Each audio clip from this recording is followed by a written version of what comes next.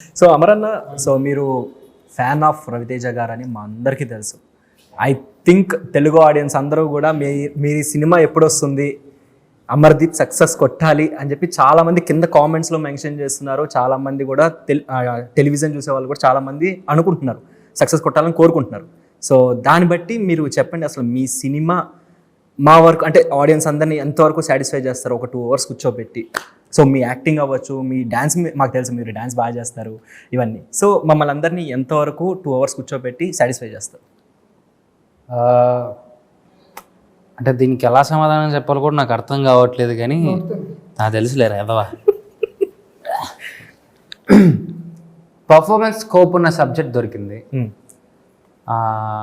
Support చేసే అద్భుతమైన characters దొరికాయి, సపోర్టింగ్స్.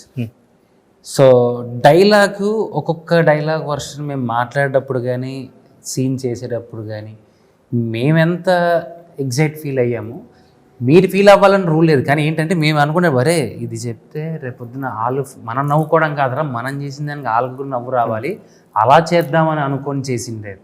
మేం చేసేసుకొని మాకు నవ్వు వచ్చింది కదా చాలా అనుకోలేదు. అరే మన ఇద్దరు మనం నవ్వుకుంటున్నాం బాగానే ఉంది, మనం చేసేది ఎదుటోడు నవ్వాలరా అనే ఒక దృష్టితో ఆలోచించి ప్రతి ఒక్క సీన్ని ప్రాణం పెట్టి చేశా. మీకు నవ్విస్తా, హ్యాపీగా ఒక కొత్త లుక్లో కనిపిస్తా, యాజ్ యూజువల్గా వీడితో తిరుగుతూ ఉంటా. లేరా రే దరిద్రుడా,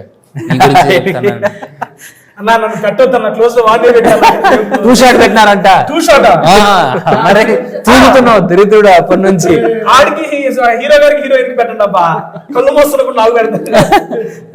మంచి సాంగ్స్ ఉన్నాయి, బ్యూటిఫుల్ సాంగ్స్, మంచి స్టెప్స్, మీరు అనుకున్న ఒక డాన్స్ నెంబర్స్ ఉన్నాయి, అద్భుతమైన ఫైట్స్ ఉన్నాయి, కొట్టించుకున్నా. సో అద్భుతమైన ఒక important soul to the story, ఒక పాయింట్ ఆగింది దాంట్లో దాచాం, అది మీకు ట్రైలర్ రివీల్ అయింది. ఇది ఒక్క పాయింట్ సార్ మీ అందరిని కూర్చోబెట్టడానికి. సూపర్ నైస్ అన్న. సో రవితేజ గారి మేనరిజం రాకుండా, అంటే ఆబ్వియస్లీ ఒక ఫ్యాన్ అంటే కొంచెం అక్కడెక్కడ వస్తూ ఉంటాయి, సో అటువంటి మేనరిజం రాకుండా ఏమైనా బ్యాలెన్స్ చేశారా, లేకపోతే ఏమైనా యూజ్ చేశారా? సినిమాలో ఈ సీన్ చూస్తే నీకు గుర్తుకొస్తారు రవితేజ గారు. అవునా? వాకింగ్ స్టైల్లో వచ్చారు, పూనాడు ఆయన కాసేపు ఆయనలో. ఎందుకన్నా అంత అడ్మైర్ చేయడానికి ఏంటి రీజన్?